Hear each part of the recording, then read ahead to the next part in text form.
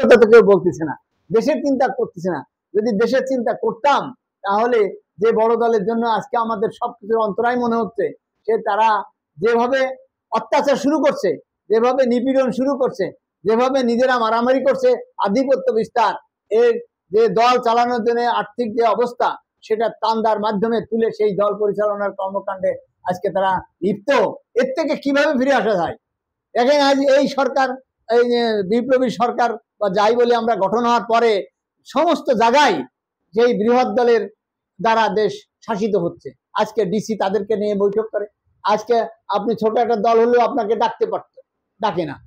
তাহলে কি হলো? আমরা তো সেখান থেকে বেরোতে পারতেছি না। এই বেরোনোর পথটা কি সেটা আমাদের বের করতে হবে। সবাইকে আমাদের সেই জায়গা চিন্তা করতে হবে যে আমরা জনগণের কথা বলার জন্য, আমরা দেশের কাজ করার জন্য আমরা কাজ করব, কিন্তু কোনো দলকে প্রাধান্য দেওয়ার জন্য, কোনো দলের কথা শোনার জন্য, দলের শাসন মানার জন্য আমাদের তো রাজনীতি করার দরকার নেই।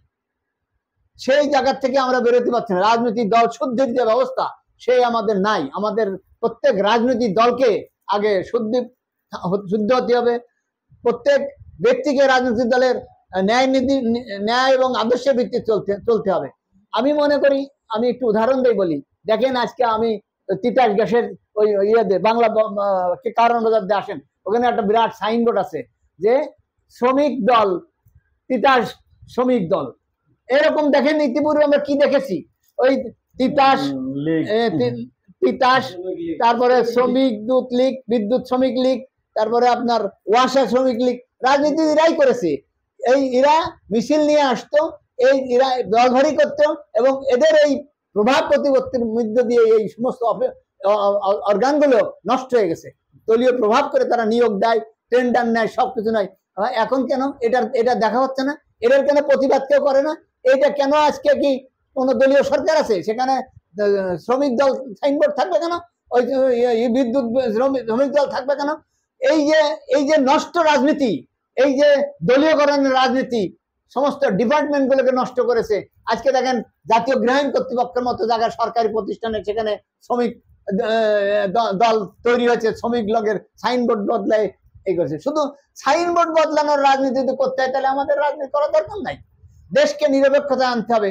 আজ তত্ত্বাবধায়ক সরকারের কাছে, এই অন্তর্বর্তী সরকারের কাছে আমার নিবেদন, তাকে হয় শক্তি অর্জন করতে হবে, শক্তি অর্জন করে যে কদিন থাকতে হয় তাকে এই সমস্ত দলীয় প্রভাবকে তাড়াইতে হবে।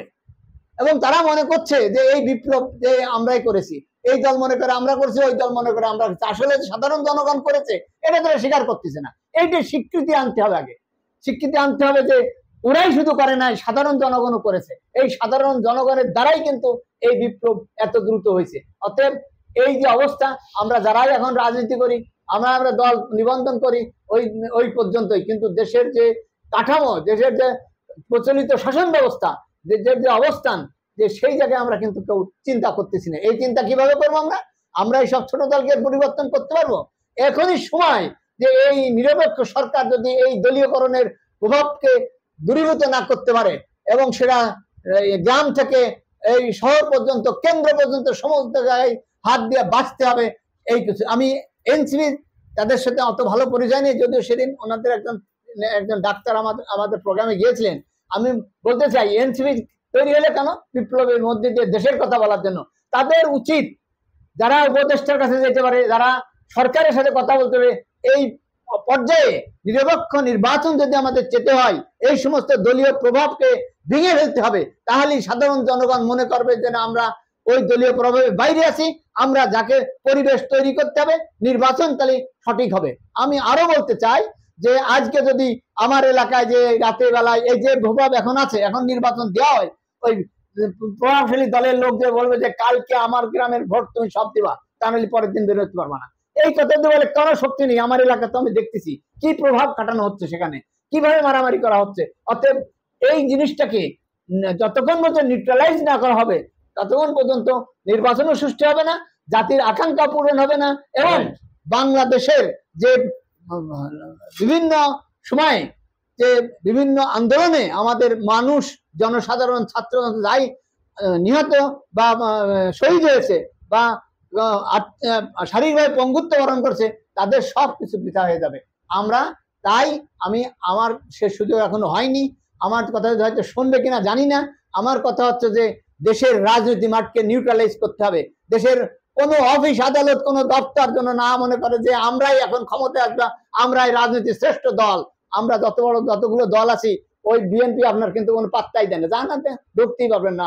আমরা চেষ্টা করেছি, অনেক সময় দেখেছি ওই চিঠি ওই যে পাঠাইছি, চিঠি ইয়ার কাছে দিয়ে দেন, সে দূরে চলে যায়।